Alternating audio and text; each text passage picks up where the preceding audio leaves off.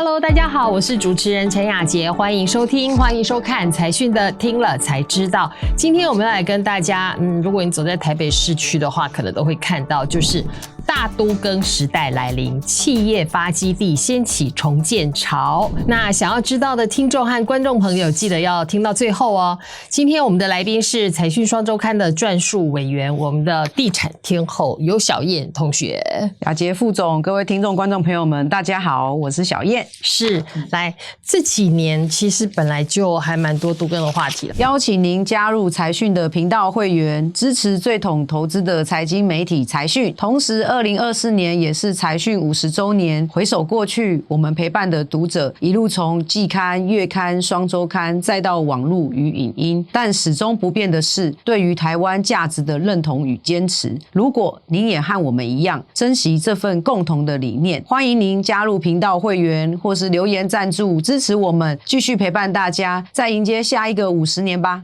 一定要讲一下，我觉得4月3号那个大地震之后，连我都开始觉得我们办公室怎么还不都更呢？对，就是那个老旧的办公大楼的问题。我们的办公室或是住家都已经垂垂老矣啊。我们一直有在做都更的统计嘛，就是说现在全台湾的这个超过30年的老屋，其实已经超过一半，2户就有1户是超过30年。近年来政府也很积极推动这个都更危老啦，拆除或重建，就是可以比较安全，大家在安全的住家跟安全的办公环境。过去大家讲到地震，讲到安全，或讲到都更啊，都是想到自己住的房子、自己家。但我觉得其实，办公室我们一天也是待8-9个小时，对，其实也是人生一半的时间，对呀，也都在办公室。不要说那个碰到那种要加班超过10小时都有可能，所以其实办公室安全当然非常的重要。那台北市当然发展的很早，尤其有很多那个早期的企业财团啊，因为台湾大概是在1949年前后嘛，然后就开始慢慢的经济发展，然后所以有很多老牌的企业大概都是今年已经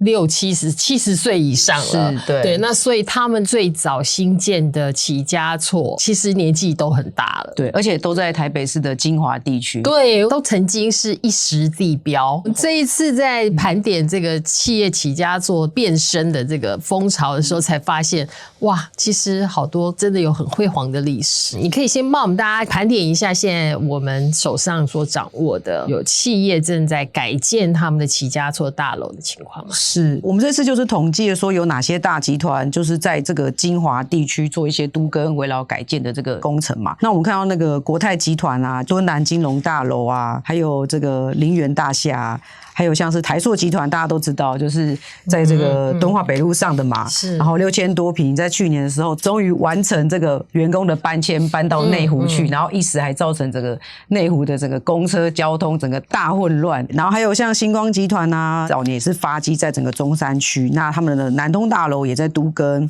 还有富邦的产险大楼也在都更，还有这个远东集团我们都知道这个西门町宝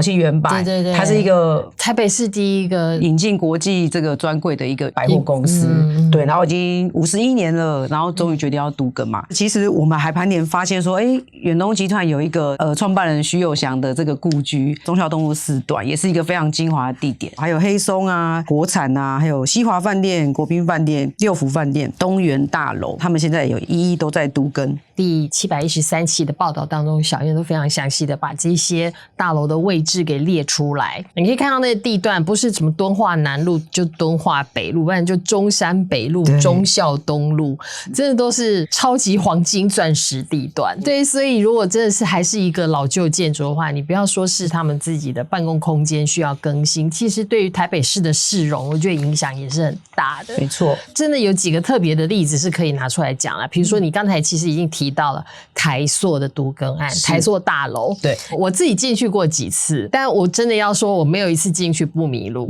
我真的搞不太懂那个八卦阵是怎么回事，因为有6000多坪也很难不迷路吧。对，它空间非常的大，然后都会分前后栋，里面就是暗藏了各家公司，因为它也有出租嘛。总之非常错综复杂的路径，我永远都没有办法靠自己走到目的地，从来没有过。对，然后他们去年搬走的时候，的确光是那个蚂蚁搬家的那个画面就还引起蛮多人注意的。对，当时新闻也都有报。它地点是在敦化北路跟民生东路口嘛，其实就地段非常精华。它光是土地就6380坪啊。它其实在10年前，就2014年就已经拍板准备要都更，但是里面内部一些作业也还蛮久的，终于在去年这个10月。5000名员工才搬到这个南京东路6段内湖大楼里面，他们暂时先租在那里，对，先在那边。然后它之后呢，就是它整个楼地板面积盖完之后，可以到原本是3.5万坪，之后可以变成5.8万坪。它重建变成一栋住宅大楼跟2栋商办大楼。就是按照它的建造上面他提出的这个规划，其实呢，它的这个总资产价值就是上看1000亿元，这个只是可能是保守预估，因为现在整个地价跟房价都不断在上涨。对啊，其实这个价值我有点怀疑他们当初盖的时候有没有花到100亿元，可能应该没有到100亿，真的是很惊人。然后而且他们这5000名的员工去年搬家的时候就已经这么轰动了，等到那个完工再搬回来，应该也是很壮观。对啊，对，然后另外还有就是它还会再增加一栋住宅大楼在长庚医院的旁边，然后这么接近松山机场，你再怎么讲那个地段都很惊人，很不败的地段，所以到时候应该也是豪宅吧，一定是的。但是只是说他们也要对外或销售怎么都没有任何的讯息透露啦。对，等到之后我们可以再来观察。是，然后还有另外一个我个人也会蛮关切它的动态的一个，就是国泰金融大楼。对台北人来讲会很有记忆点，是曾经这里有最知名的诚品24小时书店。没错，这栋大楼其实一开始这个是国泰蔡家他们的这个创始的4兄弟住的地方，后来其实爆发实性案之后，然后他们又分家，然后这个其中的他们就搬到一个叫做林园大厦，也是在附近。那一开始这个国泰金融大楼就是敦南诚品的地方，因为实性案就是变成星光集团所拥有，那直到就是日前蔡家才花了200亿元把这个产权买回来，所以就是等于说把我祖错买回来那种感觉，感觉是对祖先有个交代。对对对，因为毕竟那是他们从小就是长大，其实他们小时候就在那边长大的地方，对吧？就是他们第一代跟第二代都在那边。以前这种世家好像不分家，大家都住在一起，对对对，大家庭都住在同一栋楼，堂兄弟10几个人都住在一起。对对对，现在想一想，那一窝小孩子，现在身价加起来都几千亿。对啊，以前那个风水宝地酝酿的是几千亿的，对，有包括什么韩社集团。国泰、富邦，对这几个集团加起来，对，不得了，是很惊人。所以现在蔡家他们就是决定要把敦南金融大楼这栋楼给重建都更了，对。然后当时也是因为这样，所以诚品才一定要先迁离。没错，那当时就是都更的时候，一开始其实是规划说，下面是商场，然后上面可以盖饭店，但是因为疫情可能有一些变化，变得全部变豪办，就是高级办公室啊。所以这样听起来，应该诚品也不太可能再回到这个地方。豪办它一坪也要可以租到4000块的话，那也不太适合诚品这样的。对，可能对于租金也是一个很大的负担啊。对。那讲到国泰，就要讲到星光。对，这个当年曾经把我们家的祖厝给买下来，对。然后现在他们自己的起家厝其实也要都更，没错。它位置真的很好，它就在捷运南京松江站上面。是，对。然后而且那栋楼看起来好像立面上啊或什么，你不会觉得它很起眼，但事实上你进去，它里面也是很大间呢，就真的是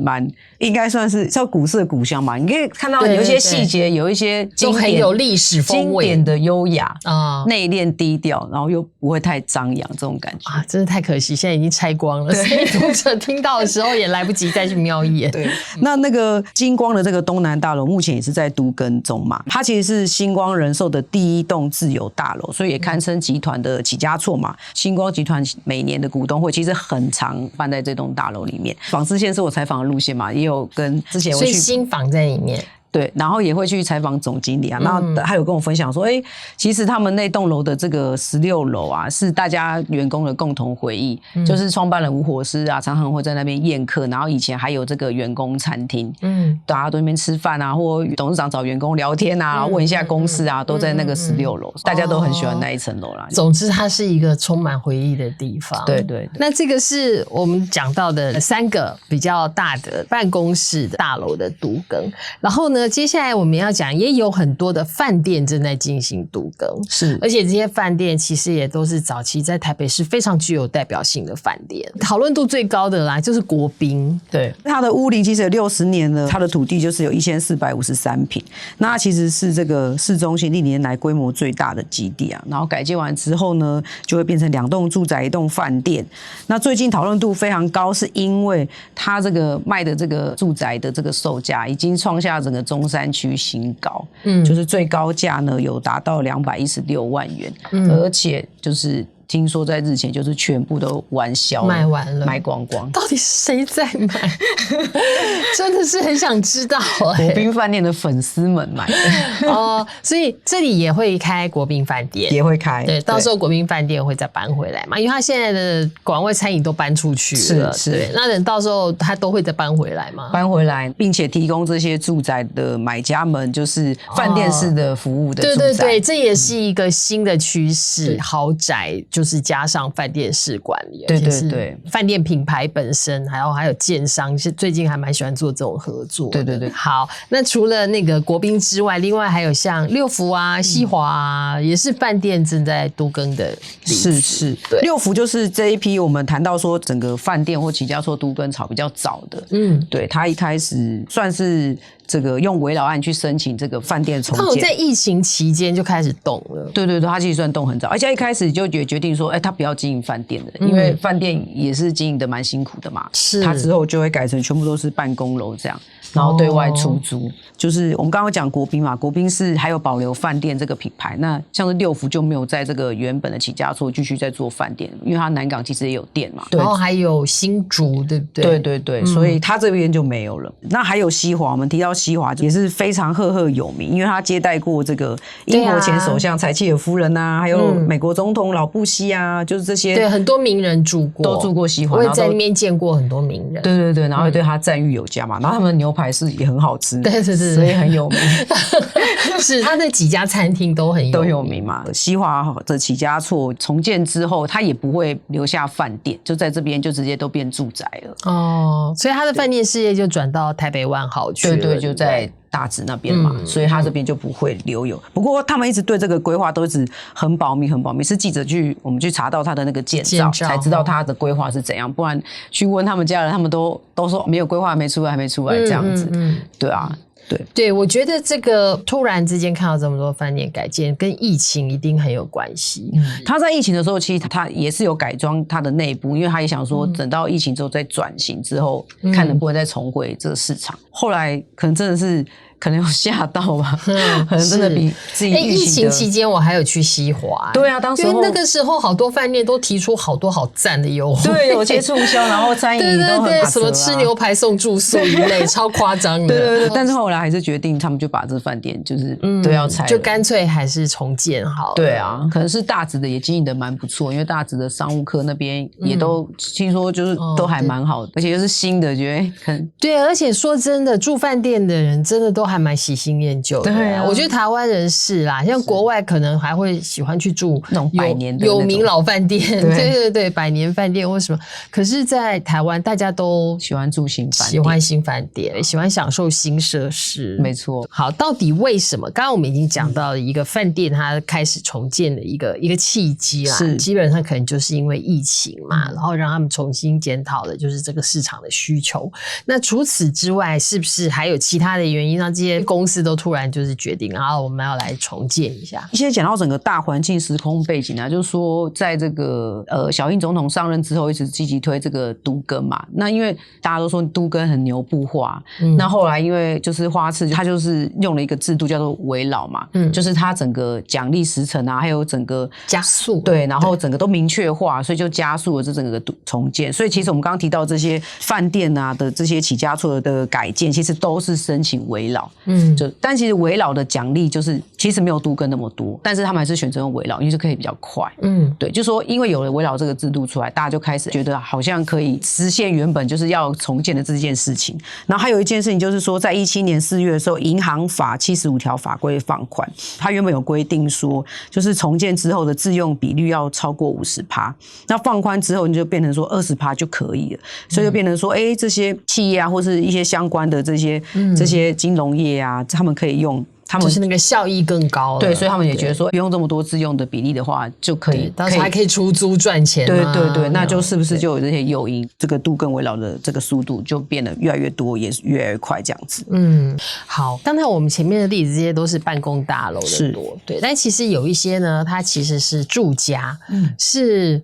当年的创办人住过的地方或什么的，然后他现在还是要改成住家，而且走的可能就不是微老的途径。很有名的例子，我觉得大家应该都有去过，就是那个忠孝东路4段跟大安路口的这个对，之前是一个餐饮的大楼嘛，对，叫 Bristol 酒吧嘛，然后大家都知道，那这栋楼其实在最一开始之前是这个远东集团创办人徐有祥的故居。对，他这个故居呢蛮特别，就是他其实是请来一个很厉害的国际的这个建筑师，叫做王大闳，帮他设计建造的。那是最早的房子吧？应该已经不是 Bistro 酒吧那一栋了吧？在 Bistro 酒吧之前，当时候他请这个王大闳来设计。王大闳是他有这个剑桥跟这个哈佛的这个，那在当年很惊人的，当年的学霸，超级大学霸，对，然后来帮他设计，当年建筑界的学霸，对，而且他也是建造这个国父纪念馆的建筑师，是，对，然后他就请他来帮他设计他家嘛，而且这个时间点非常的神奇，就是这个徐有祥刚搬到这个，应该是这边算东区的啦，忠孝东路4段嘛，当时候这个其他东区其他百货公司都还没有开，然后应该附近都还是田地吗？都还是对，就是新兴百货是1976年才开的，然后这个同林百货是1984年才开，然后太平洋崇光是1987年开的，但是徐有祥是1973年就住进去这里面，他住进去3年之后，新兴百货的那个复兴超级市场才开，对，那才开始热闹起来。对，所以看到说，哇，他真的非常有眼光。当时候可能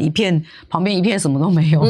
后来就直接一直享受到周边的繁华，也是蛮有眼光的。对，可是那个时候台北市的中心都还在什么大稻埕、什么迪化街这一带，对，他就决定要搬去这个比较安静的东区去住。对，后来就拆除，就盖了这个 Bristol酒吧嘛，就是里面有一些餐饮的。然后后来呢，其实他才盖了20多年啊，最近又把它全部重新拆完了。对，要再重新改建，因为微老跟都更的有一个条件是，它的年限必须要超过30年才可以申请这个奖励。但是20几年其实是不符合的，所以他就是自己想要拆了改，就是有钱就是霸气，我就是想要改。我刚刚想要讲任性，你讲霸气也是。对，26年按照建造上面的时间点是26年就会完工了，下面会有商业的商场，然后楼上还会有一般的这个办公楼，然后最顶楼3层其实它是申请这个一般住宅。所以算是3种用途都混合的这个大楼，算是蛮特别的，一般人不会把它。因为它那个基地也没很大，对，100多坪，对，